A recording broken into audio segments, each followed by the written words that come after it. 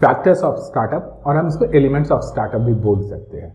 ये वो फैक्टर्स है जो किसी भी स्टार्टअप को सक्सेसफुल बनाने में या फेल करवाने में जिम्मेदार होती हैं। क्या चीज़ें होती है जो एक स्टार्टअप को सक्सेसफुल बनाने के लिए जरूरी होती है, और आप कहाँ कहाँ फेल कर सकते हैं। वो कहते हैं ना कि 1000 में से 20 से 30 ही स्टार्टअप है जो सक्सेसफुल हो पाते हैं। जो 20 से 30 सक्सेसफुल स्टार्टअप होते हैं वो इन सारे फैक्टर्स को अपने कंट्रोल में रखती है। तो बाकी स्टार्टअप्स का फिर क्या होता है? जो बाकी स्टार्टअप होते हैं इनमें से एक फैक्टर भी उनके हाथ से निकलता है और वो फेल हो जाते हैं। ये होता है उनके। तो चलिए देखते हैं इस फ्रेमवर्क को। कोर टीम, आइडिया, मार्केट और एक्सिक्यूशन, ये 4 चीजें होती है जो किसी भी स्टार्टअप को सक्सेसफुल होने के लिए इंपॉर्टेंट होती है, और आपको इन चारों के ऊपर कंप्लीट कमांड होना चाहिए। अब हम स्क्रीन पे देखते हैं हर एक पॉइंट का परम्यूटेशन एंड कॉम्बिनेशन, और आप कहाँ कहाँ फेल कर सकते हो और क्यों फेल कर सकते हैं एग्जाम्पल्स के साथ। आप 4 केसेस देख सकते हैं।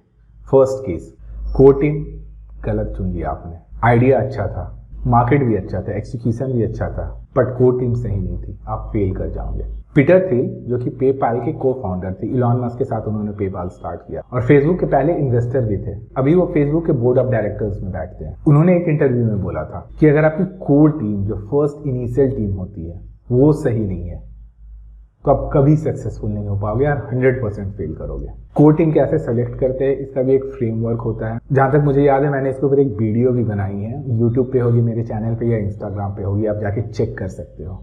बट कोर टीम बहुत इंपॉर्टेंट है। आपको बहुत सेलेक्टिव होना पड़ेगा एक कोर टीम चूज करने के लिए। वो अगर नहीं है तो आप फेल कर जाओगे और 100% फेल करोगे। तो first one, core team. Second case, आपका कोर टीम अच्छा है, आइडिया खराब है, मार्केट भी अच्छा है, एक्सिक्यूशन भी अच्छा है, कभी आप काम कर ही नहीं पाओगे और फेल करोगे। Good idea, great idea, $1 billion idea, ये सब कुछ होता ही नहीं है। बस होता है तो एक ही चीज, वो होती है कंज्यूमर प्रॉब्लम। आप उसको आइडेंटिफाई कर पाए हो, फिर उसको वैलिडेट कर पाए हो, उसके बाद मार्केट में आए हो, तब आप जाके सक्सेस के नजदीक होगे। जो भी ये बोलते हैं कि बस आइडिया आया और हमने काम करना स्टार्ट कर दिया, ये बहुत ही गलत है। आप प्रोडक्ट बना के तो कंज्यूमर्स को नहीं खोजोगे ना। ऐसा रिसर्च में होता है। रिसर्च में लोग नई नई चीजें खोजते हैं, पेपर्स लिखते हैं, उसके बाद वो क्लाइंट्स के पास जाते हैं, उसके बाद इंटरेस्टेड पार्टीज के पास जाते हैं, वो गवर्नमेंट हो सकता है, कॉर्पोरेट हाउसेस हो सकते हैं, फिर वहां पे वो जाके सेल करते हैं। एंटरप्रेन्योरशिप में ऐसा नहीं होता है। एंटरप्रेन्योरशिप में आपको कंज्यूमर प्रॉब्लम पे ही काम करना होगा। अगर वो प्रॉब्लम है तभी आपका प्रोडक्ट सेल होगा। तो idea is nothing but a consumer. और आप ये बात बिल्कुल गांठ बांध कर रखते हो। आइडिया आया दिमाग में, आप उस पर काम मत करना स्टार्ट कर दो, उसको वैलिडेट करो पहले। स्टार्टअप्स में अगर कंज्यूमर का प्रॉब्लम है तो उसी का सॉल्यूशन आइडिया होता है। कंज्यूमर प्रॉब्लम आपको मिल गया, उसको वैलिडेट करो। इसके ऊपर भी हमने एक कोर्स बनाया है, आप जाके चेक कर सकते हो, आइडिया वैलिडेशन का। और इस कोर्स में भी हमने आइडिया वैलिडेशन का एक सेक्शन रखा है, तो आपको ब्रीफ आइडिया हो जाएगा कि कैसे वैलिडेट करना है। चलिए अब देखते हैं थर्ड केस। कोर टीम आपकी अच्छी है, आइडिया भी अच्छा है, मार्केट ही नहीं था, एक्सिक्यूशन भी अच्छी थी, बट मार्केट ही नहीं था। क्या होगा? आप फेल करोगे। बेस्ट एग्जांपल गूगल ग्लासेस का है। 2013 में गूगल ग्लासेस लॉन्च हुआ था, जिसमें आप चश्मे में वीडियो देख सकते थे, सोशल मीडिया चेक कर सकते थे, गूगल मैप्स के थ्रू डायरेक्शन भी चेक कर सकते थे, मेल्स पढ़ सकते थे, और शायद जहां तक मुझे याद है कि ईयरपीस के साथ आप कॉल भी पिक कर सकते थे। बट हुआ क्या? गूगल का सबसे बड़ा फेलियर था गूगल ग्लासेस। $1300 में वो सेल कर रहे थे। कोई भी बंदा $1300 में गूगल ग्लासेस क्यों लेगा, जबकि उसको आईफोन उससे हाफ दाम पे मिल रहा था। मार्केट ही नहीं था। ये बहुत इंपॉर्टेंट है आपको समझने के लिए कि मार्केट क्या है आपका, और जो आपका मार्केट है, जो आपके कंज्यूमर है, जो आपके कस्टमर्स है, वो आपको आपके प्रोडक्ट के लिए उतने पैसे देने को रेडी है कि नहीं है। अगर वो रेडी नहीं है तो आप कितना भी अच्छा प्रोडक्ट लेके मार्केट में आ जाओ, उसको सेल नहीं कर सकते हो। ये फैक्ट है। गूगल की टीम एक्सीलेंट, गूगल का आइडिया एक्सीलेंट, गूगल की एक्सिक्यूशन इज एक्सीलेंट, वर्ल्ड की नंबर 1 कंपनी है, फिर भी उनका एक प्रोडक्ट फेल कर गया। और जैसा कि हम जानते हैं इंडिया में कुछ भी सेल करने के लिए 3 ही फैक्टर इंपॉर्टेंट होता है, TTP जिसे हम बोलते हैं, टाइम, ट्रस्ट एंड प्राइस। इसके बारे में डिटेल में किसी और वीडियो में मैं बात कर लूंगा, बट ये 3 फैक्टर्स होते हैं, ट्रस्ट, टाइम एंड प्राइस। यहाँ पे जो इंपॉर्टेंट बात है वो ये है कि अगर आपका कस्टमर एक प्राइस पे करने को रेडी नहीं है तो आप 100% फेल करेंगे। और वो क्यों?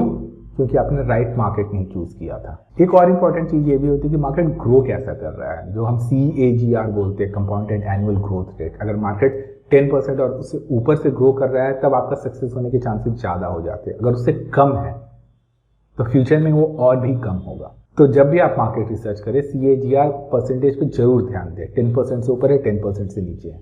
और मार्केट की एक और इम्पॉर्टेंट बात होती है कि आपने सही मार्केट चुना है कि नहीं चुना है। मैं एक और छोटा सा एग्जांपल लेता हूँ। जब व्हाइट हैट जूनियर ने स्टार्ट किया था तो वो स्कूल्स को रीच आउट करने लगे। वो स्कूल्स के थ्रू अपने प्रोग्राम बेचना चाहते थे, बट देखा कि वहाँ तो बिक ही नहीं रहा है। फिर उन्होंने लेटर आइडेंटिफाई किया कि जो उनका मार्केट था वो मिडिल क्लास फैमिली के पेरेंट्स थे जो अपने बच्चों के लिए बहुत ऊंचे ऊंचे सपने देखते थे। उन्होंने अपनी एडवर्टीजमेंट भी वैसे ही बनाई। वो पेरेंट्स को टारगेट करते थे। वो ये बोलते थे कि उल्फ गुप्ता 13 साल की उम्र में 20 करोड़ की सैलरी गूगल में ले रहा, आपका बच्चा भी कर सकता है। फिर उन्होंने कंप्लीटली अपना मार्केट चेंज किया। B2B जो बिजनेस टू बिजनेस था, स्कूल्स को बेच रहे थे, उससे B2C में आए। पेरेंट्स की साइकोलॉजी से खेला उन्होंने, और जब बिका था वो बैचेस को तो $330 मिलियन में बिका था वो कंपनी। तो ये होता है कि आपको आपका मार्केट ढंग से चुनना होगा। जहां पे आप अपना प्रोडक्ट प्लेस कर रहे हैं वो आपका मार्केट है भी कि नहीं है। कहीं आप गलत मार्केट में तो प्लेस नहीं कर रहे हैं और बाद में आपको लगेगा यार हमारा प्रोडक्ट में ही दम नहीं था। अच्छे प्रोडक्ट्स भी गलत मार्केट में फेल कर जाते हैं। बहुत इंपॉर्टेंट चीज है ये, इस पर हमेशा ध्यान रखें। अब हम देखते हैं fourth case. Core team excellent, idea बहुत अच्छा, मार्केट भी है, बट एक्सिक्यूशन नहीं कर पाए आप, कभी सक्सेसफुल नहीं हो पाओगे। वैसे भी तो हम बोलते हैं स्टार्टअप में 90% तो एक्सिक्यूशन ही है, 10% ही बाकी सारे फैक्टर्स मैटर करते हैं। 90% इज कंप्लीट एक्सिक्यूशन, क्योंकि यहाँ पे हर दिन हर कुछ चेंज होता रहता है और एक्सिक्यूशन स्टेज पे आपको हर टाइम डिमांड और मार्केट के हिसाब से, आपके कंज्यूमर के नीड्स के हिसाब से चेंज करता रहना पड़ेगा। यहाँ पे बहुत सारे आपको एक्सपेरिमेंट्स करने पड़ेंगे। कुछ एक्सपेरिमेंट्स फेल भी होंगे, बट वो तो पार्ट ऑफ द पार्सल है, वो तो होना ही है स्टार्टअप में। स्टार्टअप में सारे फीचर्स किसी भी ऐप के सक्सेसफुल नहीं होते, वो फेल होते हैं। बेस्ट एग्जाम्पल फेरियल का जबोंग जो फैशन ई-कॉमर्स था, और दूसरा था पेपर टैप जो ग्रोफर्स से पहले डिलीवरी करता था, ग्रॉसरी हाइपर लोकल स्टार्टअप था। उनके पास सब कुछ था, उनके पास मार्केट थी, उनके पास कोर टीम था, उनके पास आइडिया भी बहुत अच्छा था, बट एक्सिक्यूट ही नहीं कर पाए। 40 मिलियन डॉलर्स रेज करने के बाद फेल कर गया ये। और एक्सिक्यूशन स्टेज पे सक्सेस का बेस्ट एग्जांपल जोमेटो है। पहले तो एक टेक कंपनी थी, मेन्यू कार्ड्स पे स्कैन करके वेबसाइट में डालते थे, टेबल बुकिंग लेते थे उनके थ्रू।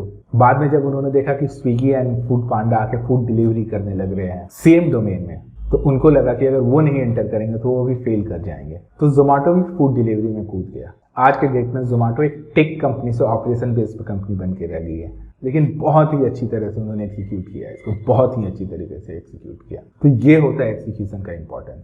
और रिसेंटली हमने लाइडो का केस भी देखा, उसने भी $40 मिलियन रेज किए थे, लेकिन क्या हुआ, एक्सिक्यूट ही नहीं कर पाए, फेल हो गए वो। तो ये थे फैक्टर्स स्टार्टअप के जिसपे आपका सक्सेस और फेलियर टोटली डिपेंड करता है। अब नेक्स्ट वीडियो में हम देखेंगे कितने टाइप के वेंचर्स होते हैं।